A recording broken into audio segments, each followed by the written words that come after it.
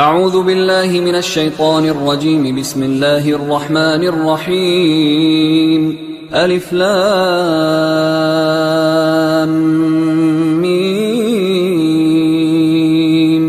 ذلك الكتاب لا ريب فيه هدى للمتقين الذين يؤمنون بالغيب ويقيمون الصلاة ومما رزقناهم ينفقون والذين يؤمنون بما أنزل إليك وما أنزل من قبلك وبالآخرة هم يوقنون أولئك على هدى من ربهم وأولئك هم المفلحون.